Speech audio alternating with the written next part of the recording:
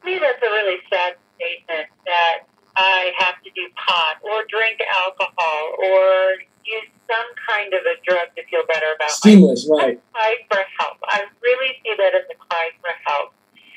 And I know that this country seems to be in a self-confidence crisis. How do we bolster self-esteem? To me, self-esteem and self-confidence are actually two different things. Self-esteem is this fleeting, feel good about myself. And I know that having been a parent for over 20 years, a lot of the parenting articles are all about helping kids self-esteem. Let's give everybody a trophy so no one feels bad about themselves. And I think what we've developed is this fleeting self-esteem thing that, yes, I feel good temporarily. So in order to continue feeling good about myself, I have to do drugs. I need to have marijuana. I need to have alcohol.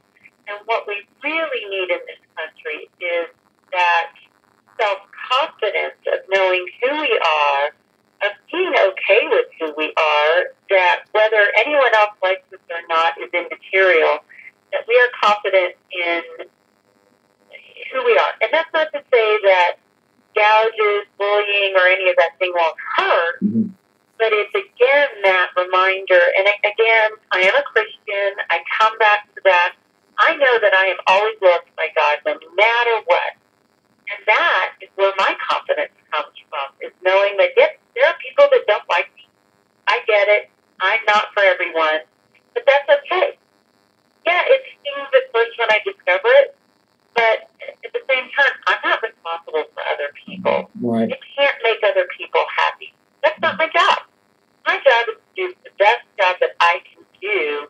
And again, that comes back to that. Well, if we give everybody a trophy, how does the winner really feel? Yeah. There's no pride in a job well done.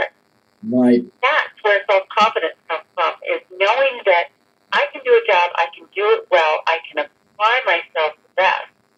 And that's what I think Paris Hilton and Nikki and those people are lacking, because they've had everything handed to them on a silver platter. They haven't had to work hard.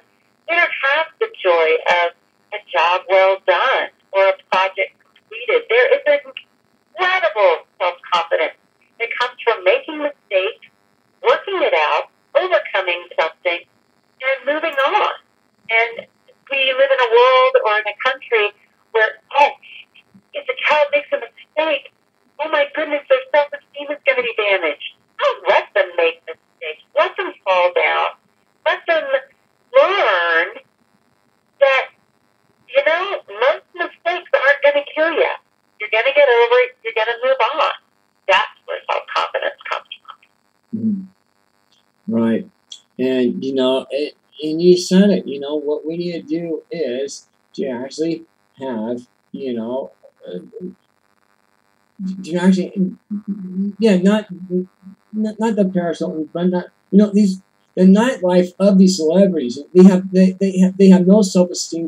They don't care about the destructive behavior. That's the sad part. They don't care about hurting others. All they do is just party it up and just do what they want. And they're telling us that we need to be like, telling other women that they need to be like that. Even our kids are in their 18, 19 years old. Listen to the music of Miley Cyrus.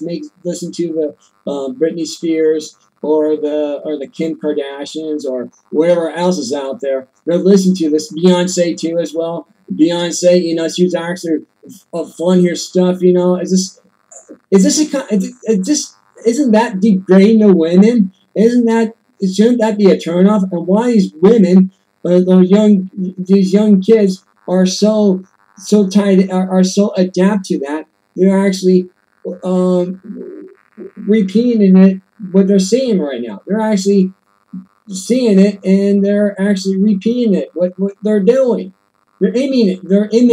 They're basically copying it. Exactly. Again, I think what we need to remember is a lot of this is that entertainment industry out there. And the entertainment industry makes billions and billions of dollars every year based on what sells. Right. So as long as it sells, they're going to keep doing it. And I think that what we are seeing is maybe a little bit of a backlash to that in the entertainment industry. We've seen movies like, drawing the blank. Well, the Left Behind movie is getting ready to come out again. There was, what was the movie about the young boy who, Heaven is for Real. Heaven is for Real, yeah. Heaven is for Real. We are seeing more and more movies, I think, that are maybe not necessarily Christian-based, but value-based. So Right. there are alternatives out there, and Mark, I'm sorry, but I don't think there's anything we can do. I would hate to see us legislate that those people can't live the life they're choosing. Right now. But I think, again, it comes down to, as parents, if we can instill in our kids the self-confidence that they need to say, you know, I don't have to follow a Beyonce. I don't have to follow Miley Cyrus.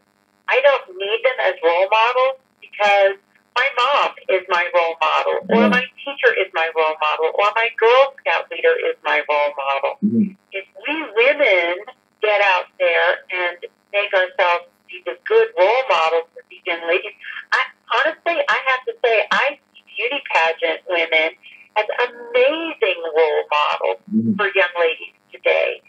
Most of these women, I cannot even begin to tell you the hundreds of hours that are volunteered by beauty queens and women who compete in pageants. Their hours, I would bet, match what is donated in volunteer hours with the Boy Scouts.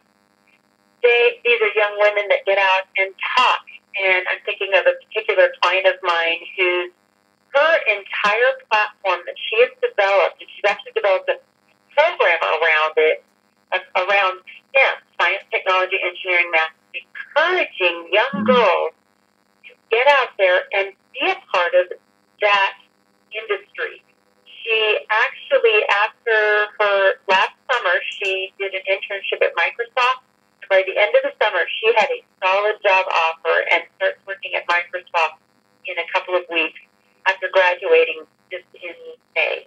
Oh, wow. So I think what we need to do is instill in young girls today, and again, you talk about 18, 19, I see this 10, 12, 8.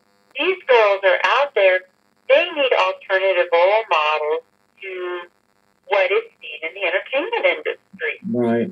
And that's where we as women do our part to be those good role models, to be the CEOs of big companies, to get out there and stay in STEM.